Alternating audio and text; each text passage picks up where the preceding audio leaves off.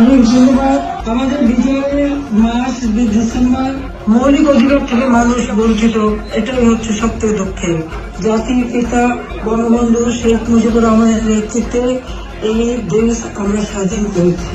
এই সময় যারা আমাদের আওয়ামী লীগের হাজার হাজার নেতা কর্মীকে হত্যা করা হয়েছে, পুলিশকে বাহিনীকে হত্যা করা হয়েছে, সংখ্যালঘুদের হত্যা করা হয়েছে, তাদের বাড়িঘর লুটপাট, মসজিদ, দরবার, মন্দির, গির্জা, পাগোড়া ধ্বংস করা হয়েছে।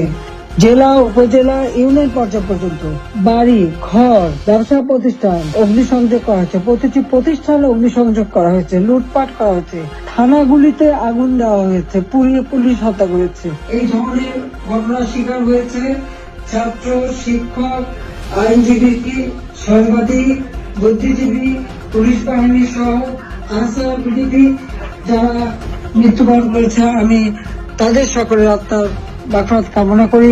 ৭৫-এর ১৫ই আগস্ট জাতির হত্যার পর আপনারা এই প্রবাসিত বলিয়ে আপনারা বঙ্গবন্ধু হত্যার বিচার চেয়েছিলেন। আল্লাহ দরুদ শেখ হাসিনা, শেখ রেহানার উপরে আল্লাহ তাআলার খানদানের উপরে তোমার অসংখ্য গণিত রহমত। রাজাকার আল-বদর আল-শাম পাকিস্তানিদেরকে দেশ থেকে বিতাড়িত করবো। মিলাই যাবে জয় জয় বাংলা, জয় বঙ্গবন্ধু, জয় শেখ হাসিনা।